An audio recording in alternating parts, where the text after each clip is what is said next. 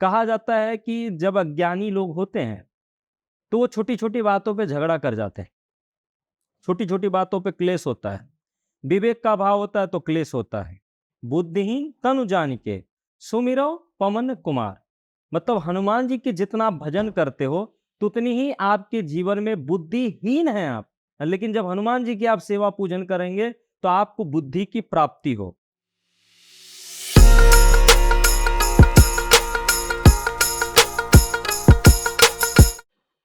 Her Har Mahadev. Welcome to the divine talks. और आज के एपिसोड में बात किया है हमने हनुमान चालीसा के।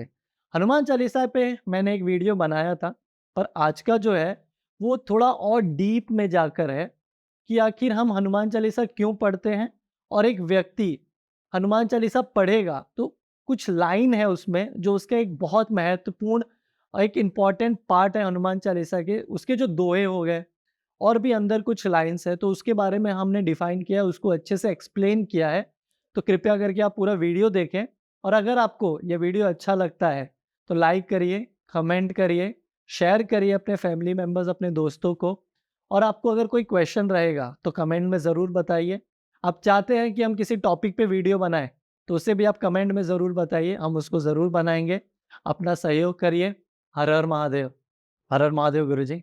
हर हर महादेव, जय सिया राम, सभी को जय सिया राम। तो पहले हमने हनुमान जी के ऊपर वीडियो बनाई थी, हनुमान चालीसा, जिसमें लोगों ने बहुत ज़्यादा प्यार दिया उस वीडियो को।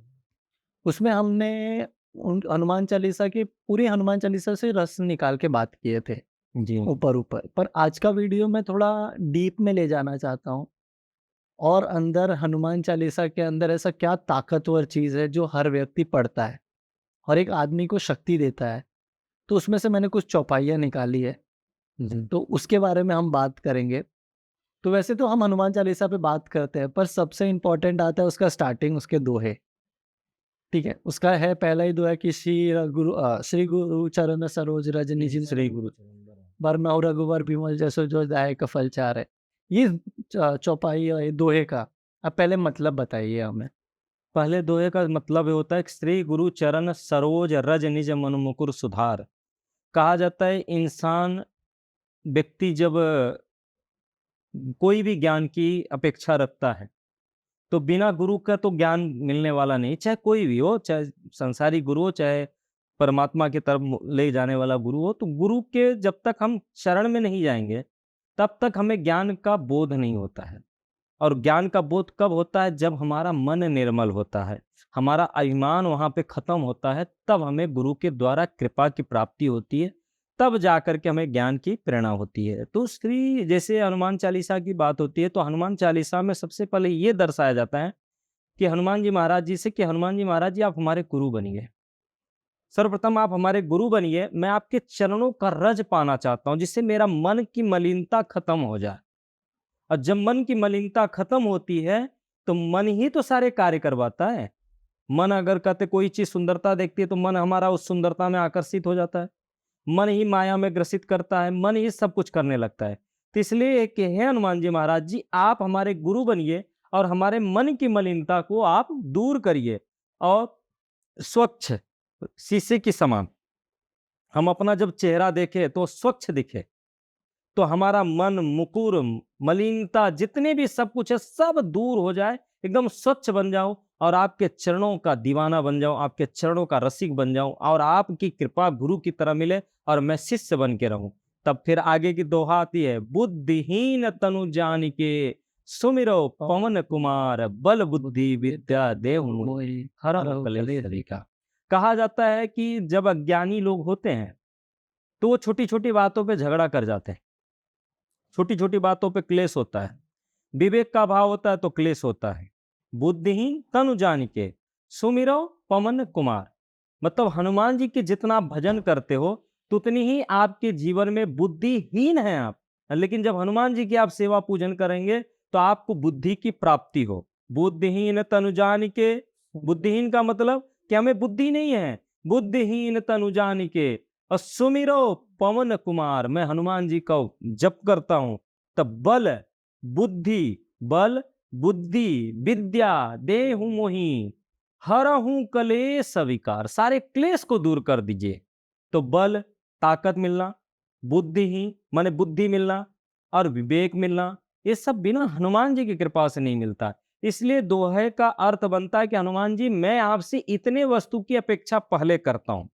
जब कहने का मतलब हमारे मन की मलिनता ही नहीं साफ रहेगी, तो हम भगवान को बुला बुला करके जीवन में व्यर्थ कर देते, समय व्यर्थ होता है। भगवान आते नहीं, हमें पता नहीं है कि हमारा मन मन की स्वच्छता है कि नहीं है। घर हम साफ किए नहीं, भगवान को बुलाना चालू कर दिए तो भगवान कैसे आएंगे? भगवान को बुलाना तो घर भी साफ होना चाहिए, मंदिर भी साफ होनी चाहिए। तो उसी तरह हम अपने मन की मलिनता को साफ करना चाहते हैं और आपको बुलाना चाहते हैं। इसलिए इस दोहे का मतलब होता है कि हम घर को, मन को, बुद्धि को, आंखों को, तन को, हाथ को, सबको स्वच्छ करना चाहते हैं। फिर आप हमारे घर पधारिए। यही है इसका दोहे का अर्थ। फिर हम आते हैं हनुमान चालीसा के ऊपर। तो उसका पहला दोहा ये है कि विद्यावान गुणी अति चातुर, राम राम काज करिबे को आत। इसके बहुत बारे सुंदर। में आप कुछ बताइए। विद्यावान गुणी अति चातुर, राम काज करिबे को आतुर। हनुमान जी महाराज जी आप तो बहुत ही बुद्धिमान है, बलशाली है, ज्ञानी है। प्रभु श्री रामचंद्र जी के कार्य करने में आप तनिक भी विलंब नहीं करते। आप राम जी के कार्य करने में तनिक विलंब नहीं करते हैं। तो आज हनुमान जी महाराज जी मुझे भी आपकी जरूरत है। मैं भी दुखी हूं, परेशान हूं, जगत से टूटा हूं, परेशान, मैंने हर जगत से मैं टूट के बिखर गया हूं। अब मुझे कोई बचाने वाला नहीं है, केवल आपके सिवा।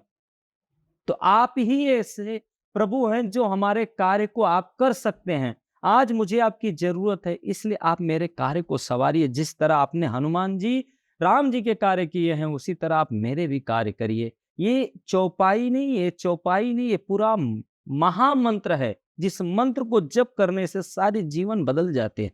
तो उसी तरह संकट भी कितना भी होगा तो सब खत्म होना शुरू। इसलिए ये कहा जाता है विद्यावान गुणी अति चातुर, राम काज करिबे को आतुर। प्रभु जैसे राम जी के कार्य किए वैसे मेरे भी कार्य करो आप। ये भाव होता है इसमें। तो जैसे आपने प्रभु के कार्य की बात की, तो वहाँ पर ऐसा हनुमान चालीसा में भी दर्शाया और रामायण में भी दर्शाया, जो उन्होंने सबसे बड़ा कार्य किया था उनके भाई को बचाना, जिसको संजीवनी लेकर आए थे। तो उसमें है कि लाए संजीवन लखन जियाए, श्री रघुवीर हरष उर लाए। देखिए उस समय क्या हुआ था कि राम जी बहुत संकट में थे।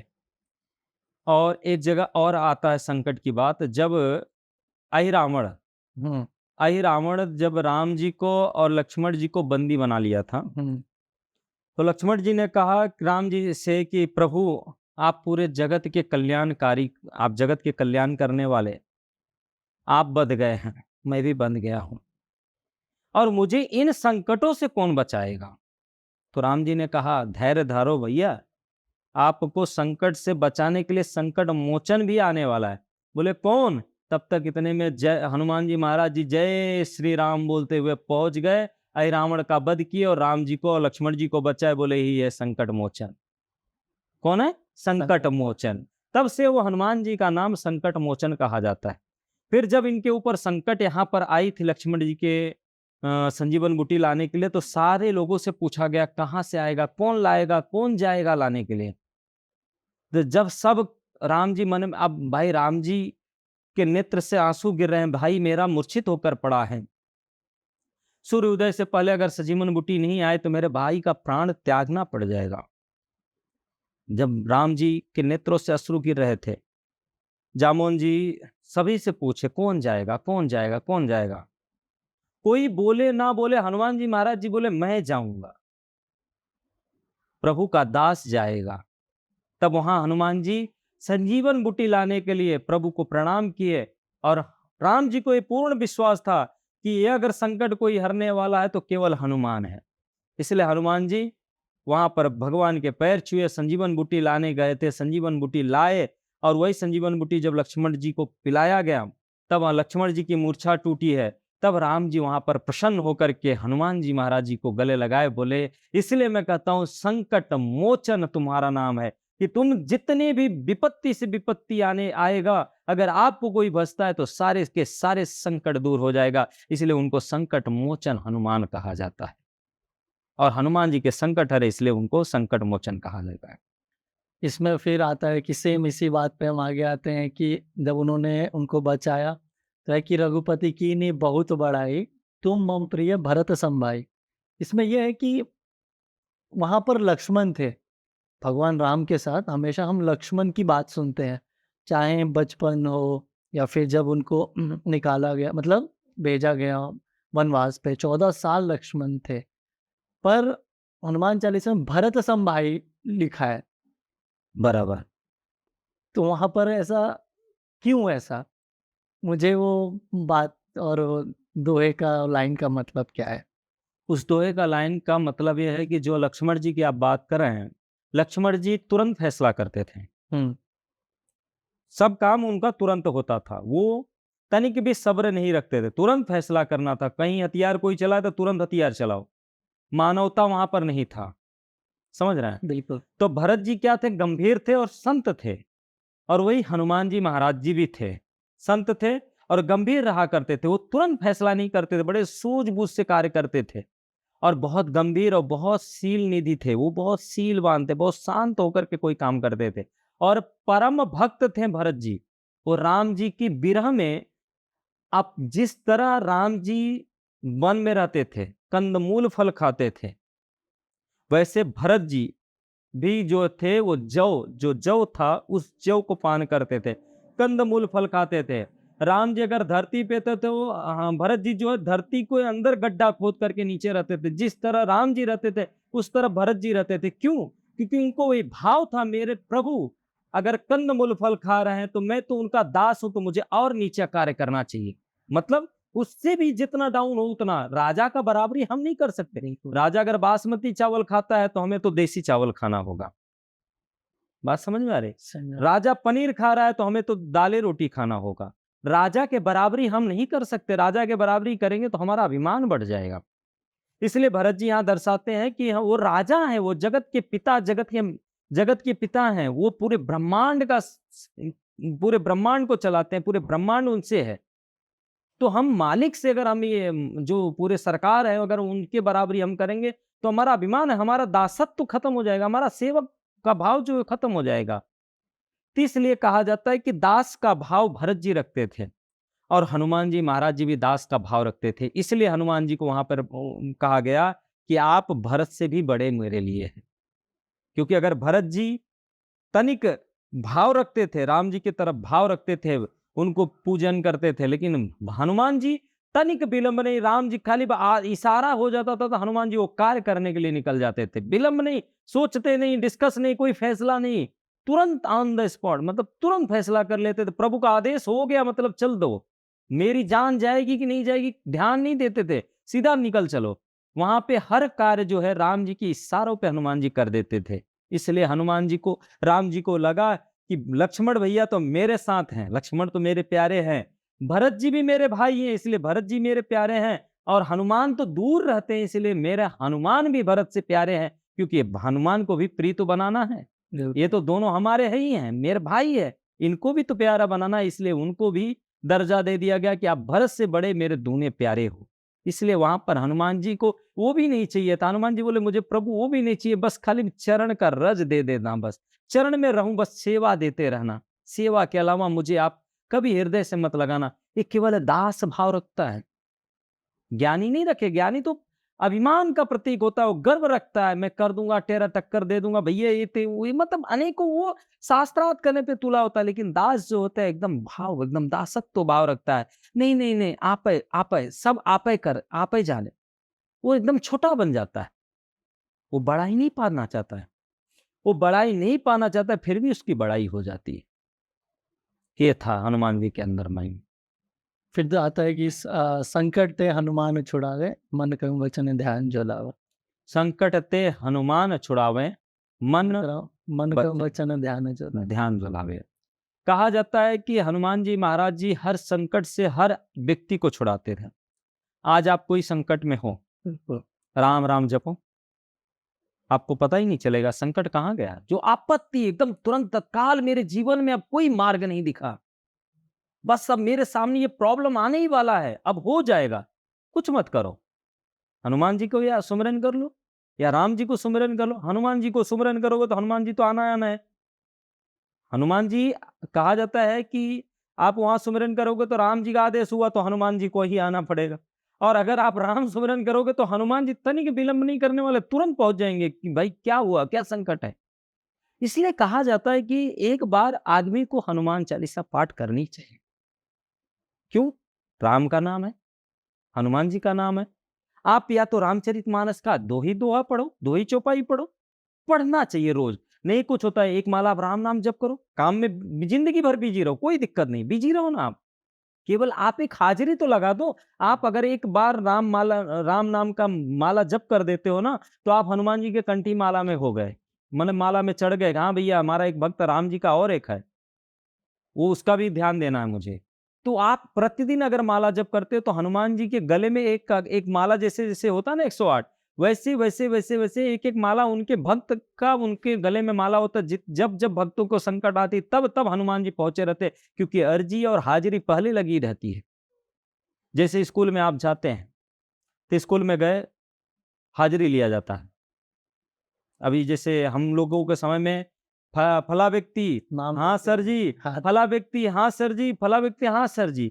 उसी तरह भगवान नाम आप जब जब करते हो तो आपकी हाजिरी लग जाती है। हनुमान जी को लगा हाँ भला व्यक्ति आज ने भगवान को, हाँ भाई ये अर्जी लग गई इसकी, उसको ध्यान में रखना है।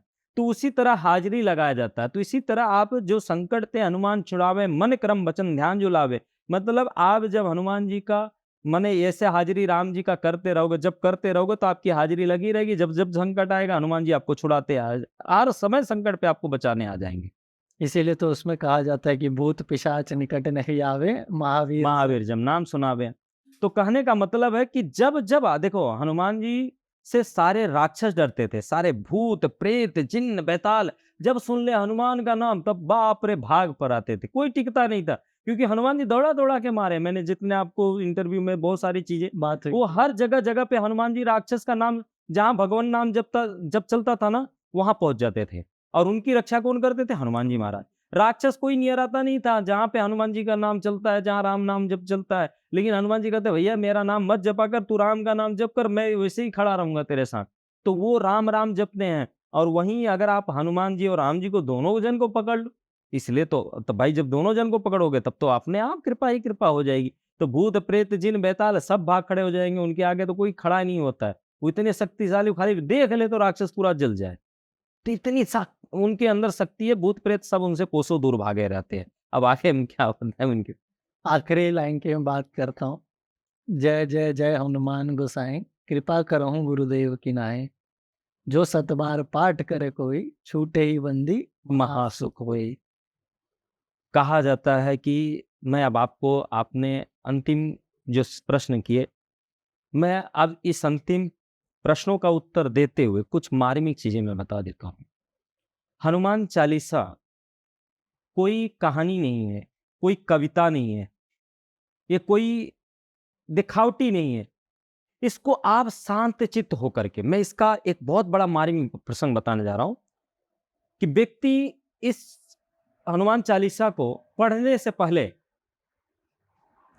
आंख बंद करके केवल ओम अब ओम एक बार बोल दिया, 3 बार बोल दिया, राम राम राम, भाव से जब वो हृदय से निकालेगा तो हनुमान जी खड़े हो जाते हैं। कहाँ खड़े हो जाएं? दिखेंगे नहीं, वो आ गए।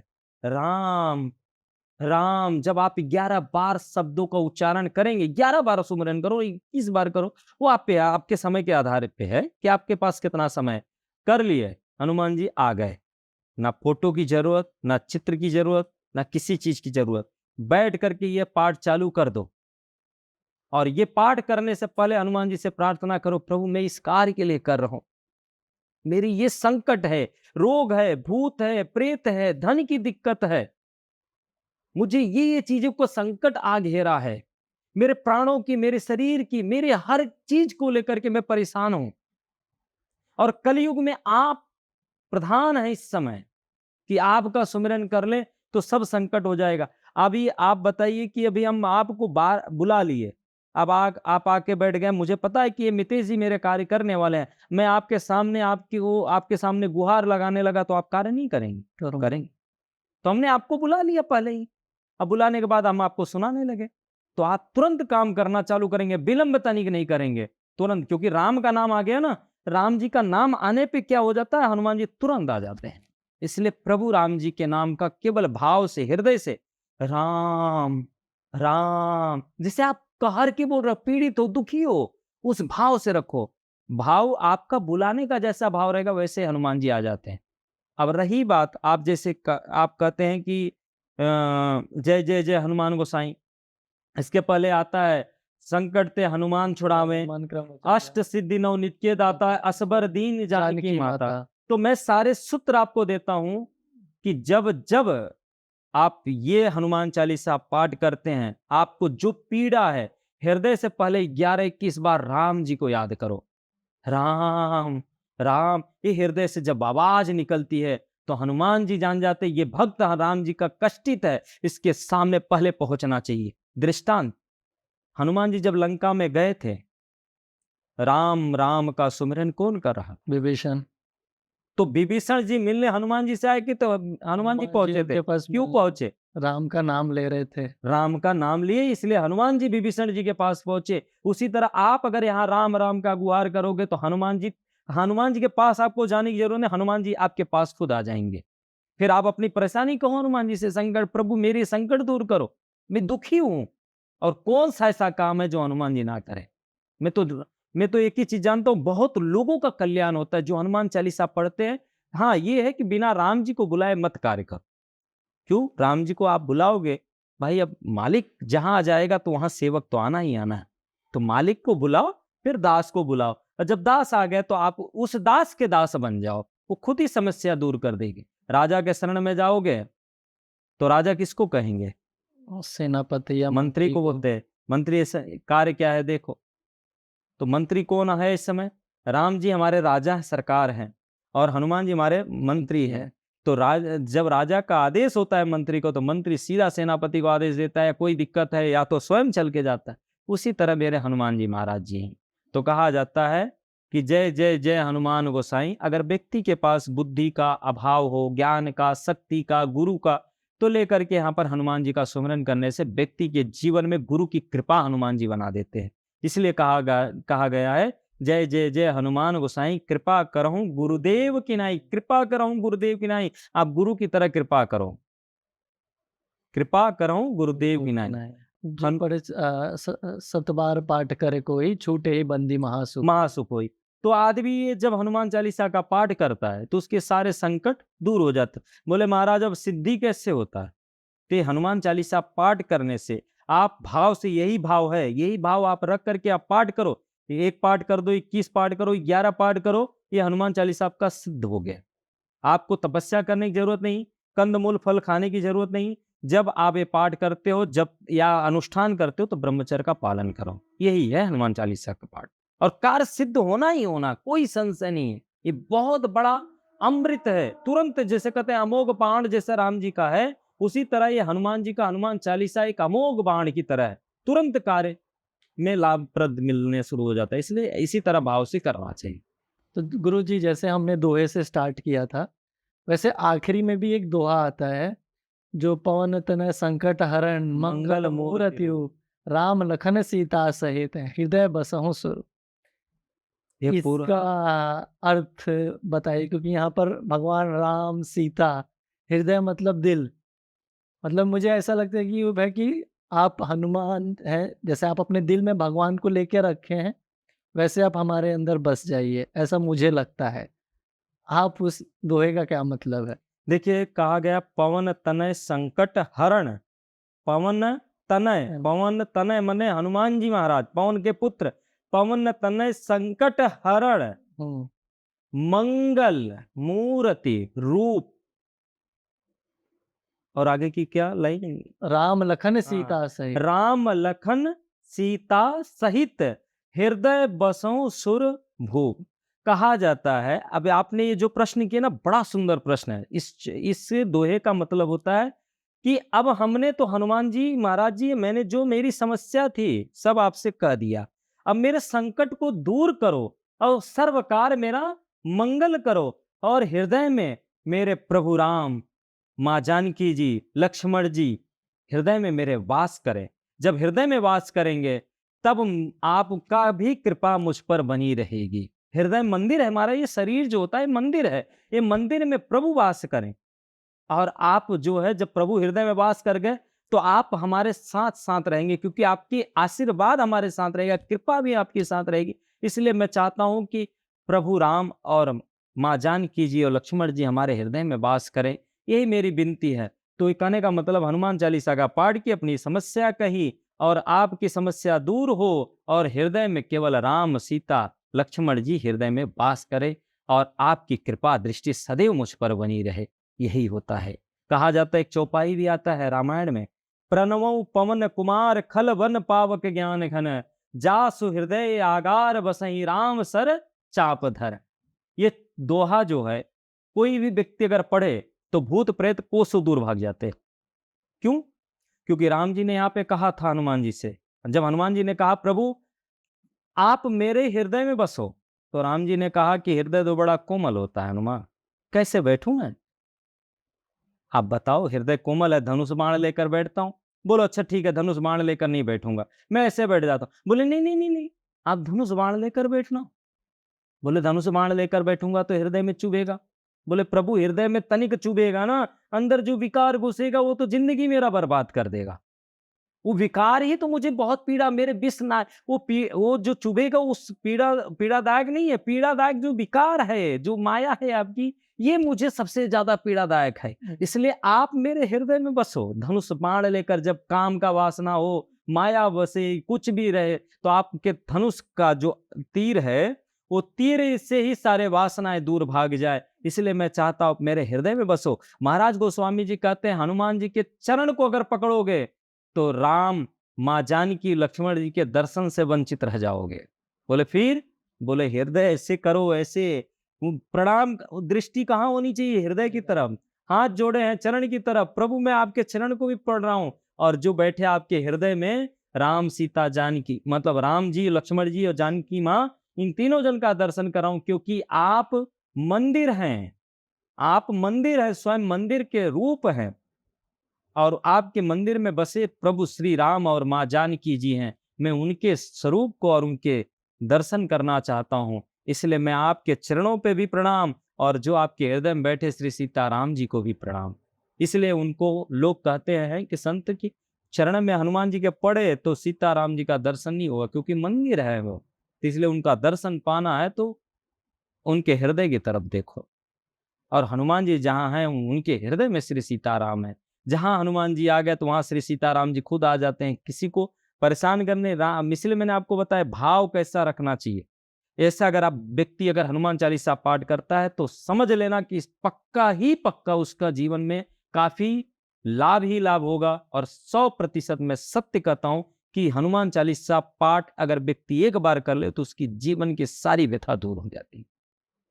इसलिए कहा गया पवन तनय संकट हरण मंगल मूर्ति रूप, राम लखन सीता सहित हृदय बसौ सुरभूप। सब कार्य मंगल ही मंगल हो गया। तो इसलिए हनुमान चालीसा का पाठ का मतलब यही है। गुरु जी, आपने हनुमान चालीसा के जो अंदर के रहस्य हैं बहुत बढ़िया तरीके से बताए, तो इसके लिए आपका धन्यवाद। हमारे दर्शकों को भी ये बहुत पसंद आएगा, मुझे ऐसा लगता है। तो आपने अपना समय दिया उसके लिए धन्यवाद। हर हर महादेव। जय सिया राम, सभी को जय सिया राम।